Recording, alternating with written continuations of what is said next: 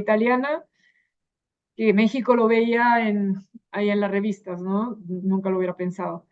Eh, Realmente hay tres elementos que están a la base de todo eso. Diría uno, hacer bien el trabajo, la verdad. Y no solo para los resultados, pero también para sentirse bien, para sentirse que estás efectivamente poniéndole el esfuerzo, poniéndole todo lo que necesitas hacer para sentirte bien que cualquier posición que estés, pues te la estás mereciendo. Y eso creo que fue una cosa que me acompañó en toda la vida. Eh, la otra cosa probablemente fue el tema de no dejarse escapar las oportunidades, hasta emocionarse con todas las oportunidades. Algunas buenas, algunas menos, pero también ahora, pues cuando le voy a contar un poco, claramente la llegada a México y la llegada en esta posición no ha sido lineal, eh, pero ha venido por una oportunidad tras de la otra. Entonces, que me han dado la posibilidad luego de llegar aquí. Y diría el tercer elemento también que siempre ha sido súper importante es efectivamente entender la importancia de la humildad, eh, que es algo que digo, no hay aquí en este mundo, no hay en el Superwoman, Superman.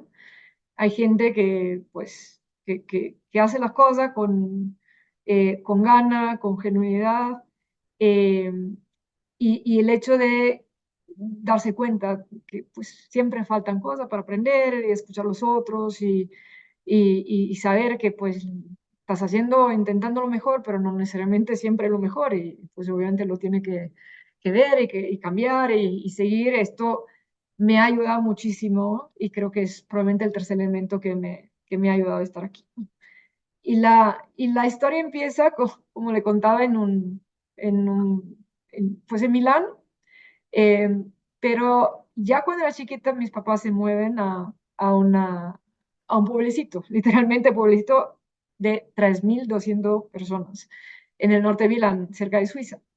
Eh, Creo que un ambiente que por ser tan chiquito y por ser tan de una forma controlado, me ha dado la posibilidad de experimentar ya. Entonces, pues yo podía libremente irme a los 6 años a jugar al básquet o a hacer las cosas no, que me daban empowerment de alguna forma. Entonces, creo que eso fue una de las cosas que luego me llevé por el resto de la vida, con una familia que siempre me estimuló a hacer cosas. No era tanto de micromanagement, era mucho más diría de resultados, en el sentido era, pues tú, tu tarea en este momento tienes que estudiar, hacer estas cosas y la haces a este nivel, que es el nivel, no tiene que ser el perfecto, pero considerando tu potencial, tiene que ser un nivel stretched, ¿no? Tiene que ser algo donde tú te estás esforzando para hacer la versión mejor que tú puedas hacer. Eh, y ahí entonces empecé a organizarme un poco mi vida. La cosa que creo que me ayudó mucho, siempre fue una persona bastante curiosa. Me gusta escuchar, aprender, ver, leer. Y, y eso me llevó, obviamente, primera parte de mi vida en este pueblecito fantástico, pero llegó un punto que ya después de algunos añitos, obviamente quería ver el mundo. Entonces empecé a viajar. Al principio era, pues, llévame esta vacación, no hacemos esto, pero luego cuando pude ir yo solita, me fui de intercambio a Estados Unidos. Y, y ahí hice la escuela ya, que la verdad que respecto a la escuela italiana es muy heavy, muy pesada en la parte más teórica, y en Estados Unidos me pareció un amusement park, porque podía experimentar cosas, hacíamos clases de ciencia, la clase, por ejemplo, una que me encantaba, la clase media, que preparábamos el telediario todos los días, así que era haciendo cosas también, una experiencia diferente. Pero me abrió la cabeza, me abrió al mundo porque estaba en un ambiente completamente diferente, con gente de otros países y todo.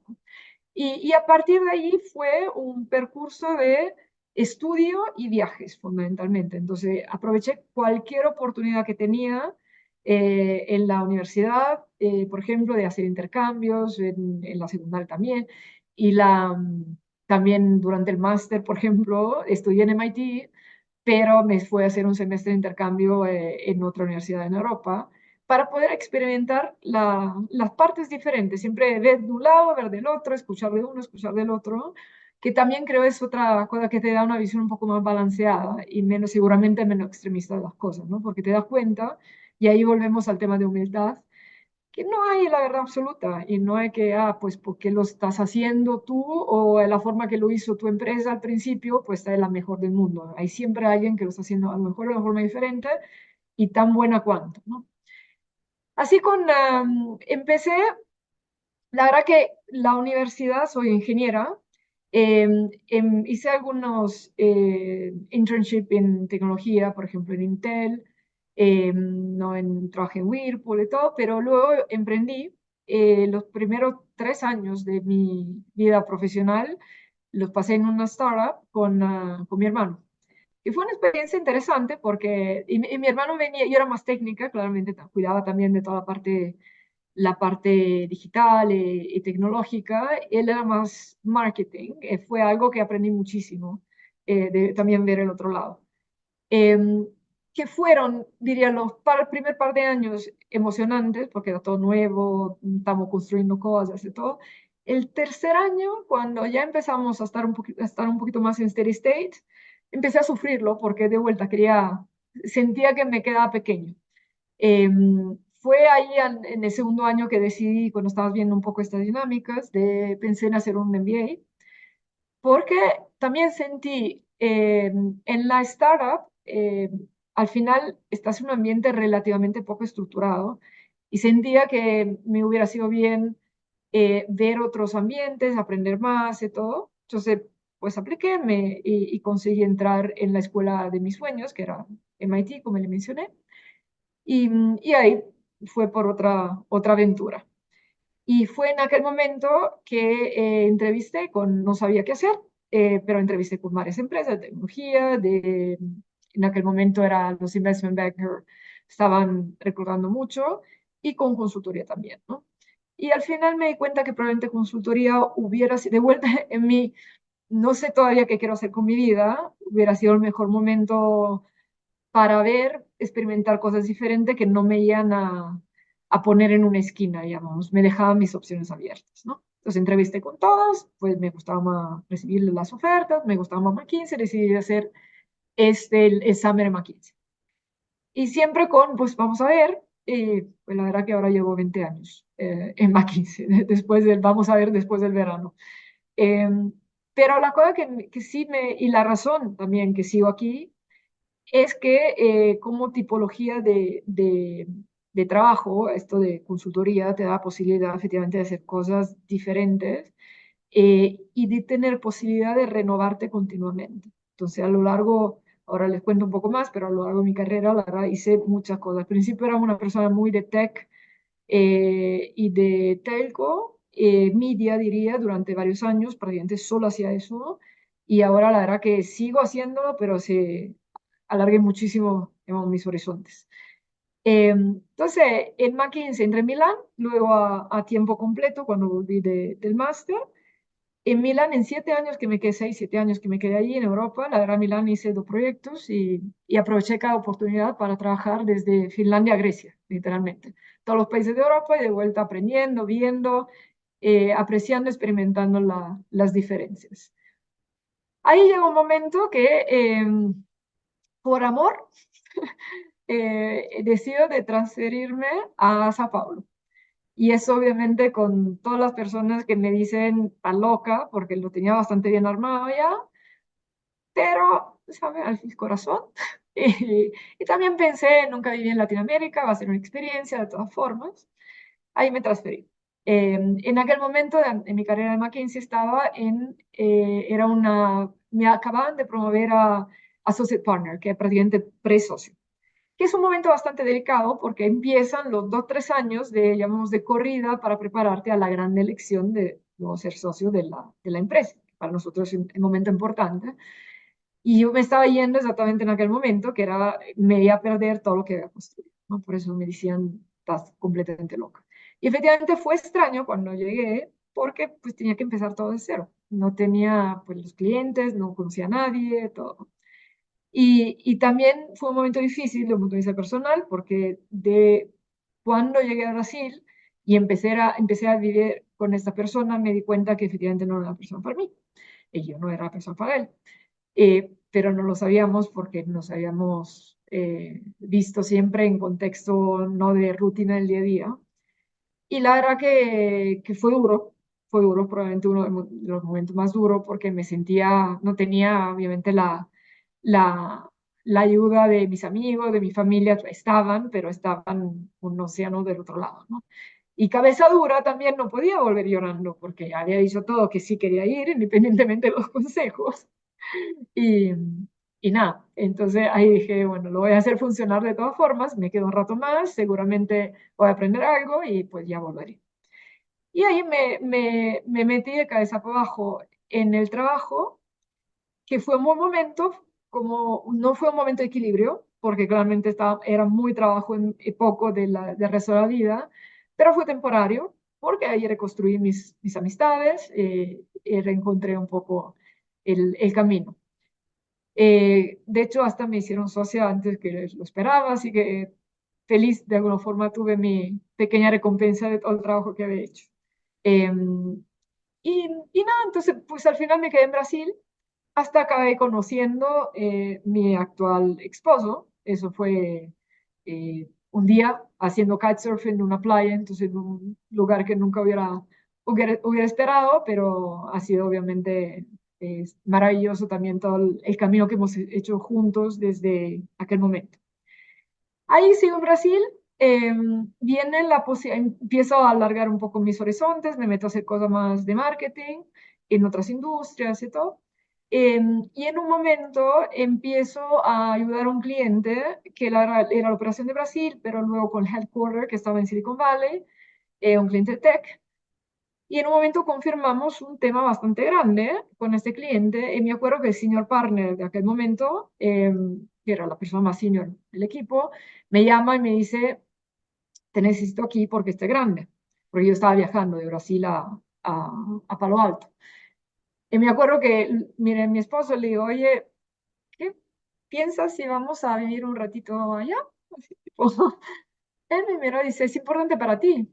Y le digo, sí. Dice, vamos.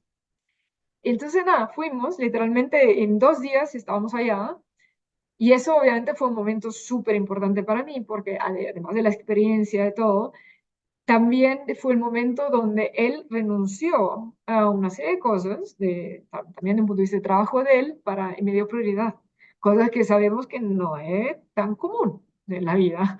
Y la verdad se lo agradezco muchísimo porque pues yo tuve la flexibilidad de poder tomar una oportunidad que la verdad cambió bastante luego el rumbo de todo. Nos quedamos un par de años en Estados Unidos. Yo sí, seguía perteneciendo a la oficina de Brasil, pero trabajando allá, principalmente en Silicon Valley, una parte en Florida, porque estábamos también estaba haciendo un otro trabajo de integración de un post-merger con dos empresas grandes, ahí siempre tecnología y todo. Y la verdad que nuestra vida estaba encaminada ya cuando me pidieron para volver a LATAM y asumir el leadership de nuestra práctica de telecom, media y tecnología. Y ahí me lo pensé un poco, pero estaba en aquel momento luego para elección de senior partner. Pedí consejos a varias personas, me dijeron, mira, es buena oportunidad para ti, y todo, pues hazlo. Y digo, ok, pues volvimos a Sao Paulo. Intentamos, siempre intenté hacerlo de una forma lo más, digamos, leve, divertido posible. Entonces, bueno, vámonos, otra experiencia, volvemos. Se hice esto. Luego pasé, en un momento fundamos la parte de Digital Analytics. Entonces, asumí el liderazgo pues fundé la parte de Advanced Analytics para América Latina, que fue también otra experiencia. Entonces, esa parte de tomar oportunidades, además de la vida normal de servir clientes, obviamente, que nosotros tenemos, pero internamente crear algunas cosas y luego llevarla a un buen nivel y pues transicionar, dar oportunidad a otra persona y yo pues ir al próximo desafío, es algo que sí me ha dado energía. Y ahí llega el COVID. En aquel momento nos quedamos algunos meses en Brasil, luego yo quiero volver a Italia porque Italia fue golpeada bastante fuerte, sobre todo al principio, quería ver a mi familia y todo. Entonces volvemos allá y veo Italia lo mejora y la verdad era todo en remoto y Brasil estaba un desastre. Y digo, nos quedamos aquí un rato y trabajo desde aquí. Y cuando estaba en Italia, ahí empiezo a recibir algunas llamadas diciendo, oye, pues considerarías México. Y la verdad que en aquel momento México no estaba en el radar, en el sentido que había viajado mucho porque es un cliente que sirvo, tiene la casa matriz aquí, entonces viajaba para verlo, pero no, nunca había vivido aquí ni nada. Y al principio era tipo, no, no, no sé, no sabía ni qué, ni qué contestar. Hicieron el proceso y todo y empiezan a llegar las llamadas, ¿no? de jefe mundial y todo, ¿no? Diciendo, oye, sería importante. Le digo, ok. Entonces ahí de vuelta con mi marido, oye, ¿qué dices si nos vamos a México? Y él me hizo la misma pregunta, me dice, ¿importante para ti? Y le digo, sí. Y nada, y fuimos. Ahí no dio para, yo empecé con la oficina en enero del 2020, y era del 2021, perdón. Y obviamente era el momento COVID, que ni dio para venir a México porque no, la embajada está cerrada, los papeles, estaba en la ola pesada también de contagios y todo, y sin vacuna. Entonces me vine en la mitad del año de 21, entonces ahora llevo 3 años prácticamente, casi, ni tres, aquí en México. Entonces ha sido experiencia muy buena, más fácil en algunos momentos, más difícil en algunos otros. Aprendizaje, diría que nunca me lo hubiera pensado, pero pensando de vuelta un poco a lo que decía al principio, las tres cosas, ¿no? Hacer bien el trabajo siempre le eche gana. Eh, y es obviamente el hecho que haya tenido oportunidades, es porque reconocen que pues estaba intentando hacer lo mejor posible en cualquier cosa que estaba tocando. Que de vuelta, no siempre salen los resultados, pero claramente había la intención y mediamente salieron bien. El hecho de intentar pues emocionarme con las oportunidades, porque no, sé que reconozco que no todos pueden tener la flexibilidad que yo he tenido, pero de mi lado también he tenido mucha gana de agarrar cosas que eran un poco incógnitas muchas veces y siempre con el espíritu, algo bueno va a salir. Y peor de los casos, sale algo malo, pues me vuelvo y vuelvo a hacer lo que hacía antes o pues cambio de camino. Entonces, no hay un downside tan fuerte. Y seguramente la tercera parte, humildad de aprender, porque aprendí muchísimo a lo largo del camino y sigo aprendiendo.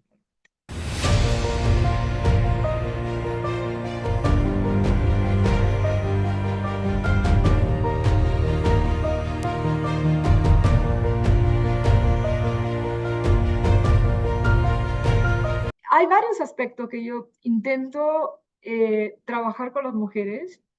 El primero es el aspecto de la confianza, porque he visto demasiado, y sé que hay un millón de estudios que también algunos los hacemos nosotros en McKinsey, pero también lo veo en el día a día.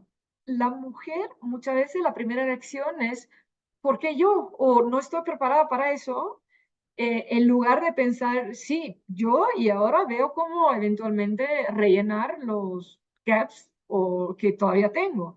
Al contrario, muchas veces que el hombre, pues sí, yo, y ni se preocupa eventualmente de si no está perfectamente preparado, ¿no? Obviamente estoy simplificando, pero hay algo ahí en las mujeres que es de holding back, ¿no? No, muchas veces no, veo que no están unleash the full potential, ¿no? Y eso claramente es un tema sistémico, cultural y todo, pero es algo que nosotros como mujer tenemos que, pues ir, tenemos sueños, tenemos ambiciones, tenemos que querer hacer las cosas y no tenemos que ponernos nosotros mismos las barreras.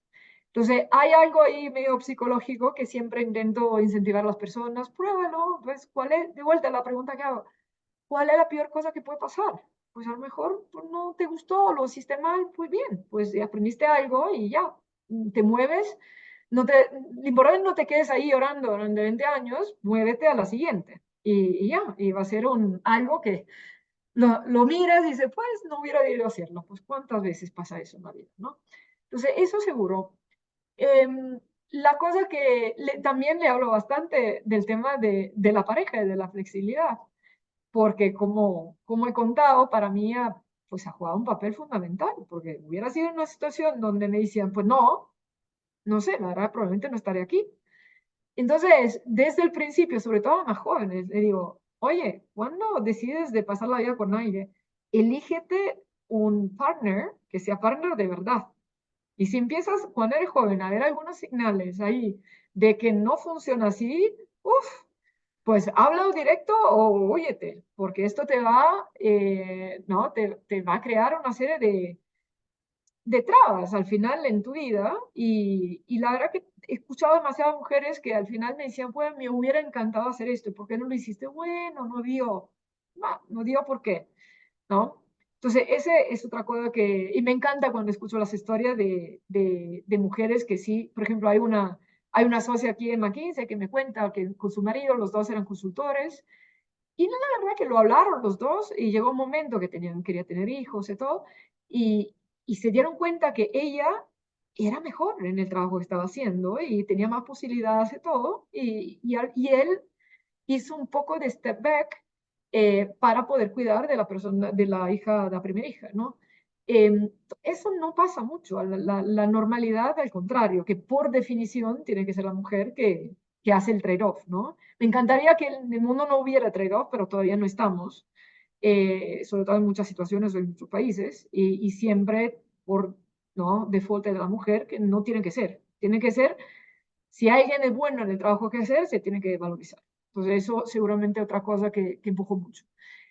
El tema de sponsorship, en el sentido de, claramente el mentorship, ¿no? Estas cosas bien, pero lo que mueve la aguja muchísimo es con las mujeres trabajar para darle oportunidades, ¿no? Entonces, mover, y ahí hay un trabajo que de frente a las mujeres para poder hablar y hablar de las oportunidades, pero hay un trabajo por atrás que no es ni visible, de intentar mover todas las piezas posibles, que obviamente antes era con menos posibilidad, ahora tengo algo más de posibilidad de poder crear una situación donde la mujer puede demostrar, no dársela porque mujer y ya quedarse feliz que no, mujer luego tiene que demostrar, hacer su trabajo, pero por lo menos darle la posibilidad de hacerlo, cosa que muchas veces no está pasando eh, con, con las mujeres, ¿no? Que el problema, que uno de los problemas grandes que tenemos, que el punto de partida y el acceso a las oportunidades no es parejo, claramente. Eh, la otra cosa que trabajo son inversiones, en el sentido de, por ejemplo, el Women Matter que hacemos en McKinsey, que es un estudio que ya se hicieron 2 ediciones, es bastante importante en el sentido que hemos hecho trabajo con 130 empresas que representan casi el 30% de la economía mexicana, con 1 millón de respuestas, ¿no? Con 1 millón de trabajadores ya, surveyed. Y, y eso obviamente es tiempo y dinero que se podría usar para claramente otras cosas, pero creo que es importante en este momento todavía seguir midiendo, todavía hablar del tema, porque no estamos en una situación donde ya es la normalidad, ¿no? Me encantaría que llegáramos de aquí a poco a no tener que tener pues ni este video, ni los foros de mujeres, ni nada, porque pues no es, it's a non-issue. Pero en este momento no es, sigue siendo, sigue siendo. Uno de los últimos paneles donde estuve era el gap salarial, sigue siendo el 20%. Hasta cuando no se cierre y hasta cuando no haya esta discusión, tenemos que seguir midiendo, hablando y hablando de las cosas que se pueden hacer para cerrar este tipo de brecha, ¿no? Entonces, luego, otra cosa que hago, eh, call outs, en el sentido, una de las cosas que veo en el día a día, algunas de las cosas grandes en el pasado, de, llamamos, agresiones o, ¿no? O dejar a las mujeres hacer los comentarios más pesados y todo, hoy no se hace mucho, ¿no? Hoy es mucho más microaggression. Y la verdad que muchas de estas no son ni porque las personas lo quieren hacer por mal, ¿no? Es simplemente cultural y muchos ni se dan cuenta. Algunos sí, algunos no, ¿no? Em, pero creo que todas las mujeres que han trabajado y trabajan en ambiente corporativo y no solo, se han encontrado en situaciones de, pues va a ser la reunión, eres tú, tu compañero hombre, y de otro lado el hombre, pues el hombre mira al hombre. O alguien que ¿no? le pide el café a la mujer que se encuentra en el pasillo porque piensa que es el asistente. ¿No? Esas cosas sí pasan, todavía siguen pasando. O haciendo comentarios, nosotros lo vemos muchísimo en nuestro proceso de evaluación, por ejemplo, las palabras que se usan y las connotaciones asociadas a algún tipo de palabra, ¿no? Que no son neutras, no son neutras. Entonces, todo el tema de trabajar los biases, entonces vienen por entrenamiento y awareness, pero también en el momento, cuando uno hace o dice, ¿verdad? Hacérselo notar. Porque ya he percibido que muchas veces las personas ni se dan cuenta. Y eso pasa con los hombres y con las mujeres. No es solo, no es culpa de los hombres aquí, de todo. El ambiente nuestro, de la sociedad, no, hacerlo notar para que efectivamente una persona dice, pues, le voy a prestar mucha más atención la próxima vez, ¿no? Y lo intento hacerlo siempre un poco con humor, ¿no? Para que no sea pesado, pero sí me ha pasado muchas veces, me ha pasado en comités ejecutivos, con personas súper senior que a lo mejor decían algo y decían, ay, ¿no? O se bragging, ¿no? De algunas cosas que habían hecho y a lo mejor era no, 12 hombres, todos igualitos, hablando del éxito de diversidad en la empresa, que decía, pues no parece, ¿no? Eh, cosas así, muchas, pero en el día a día, ¿no? Más chiquititas. Y incentivo también a todas las mujeres, y sobre todo las que son un poco más senior, de tomarse esta responsabilidad. Mujer y hombre, incentivo a los hombres también. Y luego diría tal vez la última cosa es, intento ser la mejor versión que yo pueda de mí misma, sabiendo que tengo un papel para las personas más jóvenes. Cuando, cuando fue nombrada para México, recibí mensajes de todas las mujeres de la oficina. No conocía ni una todavía. Todas me escribieron diciendo, no tienes ni idea de la felicidad de tener una mujer, pues como nuestra cabeza. Quedo tipo, me quedé así, wow. Entonces me doy cuenta por la cantidad de personas más jóvenes, sobre todo, que me hablan, me preguntan y todo, la importancia, porque efectivamente yo nací y crecí en un ambiente en donde no había muchos role models, la verdad, muy pocas, muy pocas. Y el tema de tener más da mucha más confianza, ¿no? Porque dice, pues si ella logró, yo también puedo lograr, ¿no? Y entonces eso creo que da fuerza a todos. Y también el hecho de, el hecho que puede tener role models completamente diferentes. Por ejemplo, yo alguna vez me preocupo porque digo, pues yo soy un role model, pero la verdad no soy la mujer clásica, si uno piensa, no, no tengo hijos, por ejemplo. Eh, acabó así mi vida, hasta lo intenté, no dio, y nada, pues adelante. Eh, pero la verdad, la mayor parte de la familia obviamente dice, pues yo no soy la mujer porque no tengo hijos, porque me casé relativamente tarde, di la vuelta al mundo y todo, y no todos necesariamente quieren esto para su vida, ¿no? Pero al mismo tiempo me doy cuenta que hoy la sociedad es bien más sofisticada que la visión antigua, ¿no? Que es perfecta y tiene que seguir existiendo y probablemente siempre va a ser la mayoría. Pero sí hay mucha gente que efectivamente no necesariamente quiere esto, sobre todo en momentos de la vida. A lo mejor cambia, en otros momentos sí quiere. Entonces, el hecho de tener role models que son diferentes puede ayudar a cada persona a entender cuál es para el momento específico de su vida, ¿no? Entonces, cuanto más role models tenemos y más diferentes, creo que ayuda a todos a sentirse libre de hacer un camino, elegir el camino y cambiar el camino y decir, bueno, ahora ya no, ahora quiero esto, estar completamente empowered en el momento específico de la vida y no porque tengo que hacer esto ahora, que esto puede eventualmente crearle más problemas para frente, ¿no? Entonces, para adelante. Entonces, esas son un poco las cosas que intento hacer. Mi, mi granito, mi two cents para que eso, la próxima generación y la siguiente, obviamente, operen en un contexto donde, de vuelta, para mí la cosa importante, cada uno pueda expresar su potencial y no haya limitaciones de la sociedad, culturales y todo, que no den que eso pase.